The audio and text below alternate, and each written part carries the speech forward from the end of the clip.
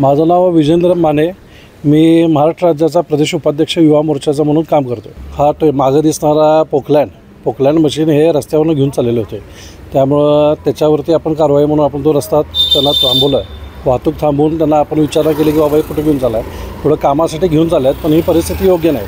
कारण गेले 15 वर्ष हा रस्ता जो आहे हा नुसता रस्ता दिसत असला तरी इथं आज खासदार साहेबांची दोघांची घरं आहे आणि हा रस्ता 15 वर्ष प्रलंबित होता. हा रस्ता उत्तरची, आता तुम्ही जिथं उभारला आहे हा उत्तर मतदारसंघाची बॉर्डर आणि इथून दक्षिण मतदारसंघ चालू होतो आहे.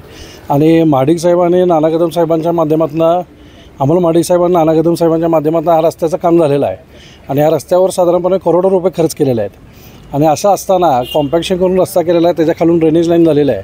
आणि आता याच्यावरनं जर हे पोकलँड मशीन 15-16 टनाचं जर नेलं तर याच्यावर रस्त्याची परत नादुरुस्ती होणार आहे, रस्ता खराब होणार आहे आणि परत त्याच कामांवर प्रशासन म्हणा किंवा किती वेळा त्यावरती आपण निधी आपण खर्च करू शकतो, हा पण हा प्रश्न आहे.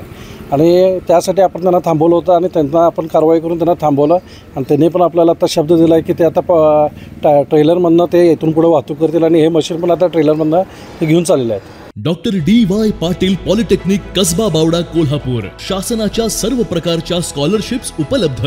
या माध्यमातून विद्यार्थ्यांना 50 ते 100% फी सवलत. अद्ययावत लॅबोरेटरीज, इंटरॅक्टिव्ह पॅनल युक्त क्लासरूम्स, विद्यार्थ्यांसाठी बसची सुविधा, नामवंत कंपन्यांमध्ये नोकरीची संधी. Doctor D Y. Patil polytechnic Kasba Bawda Kolhapur.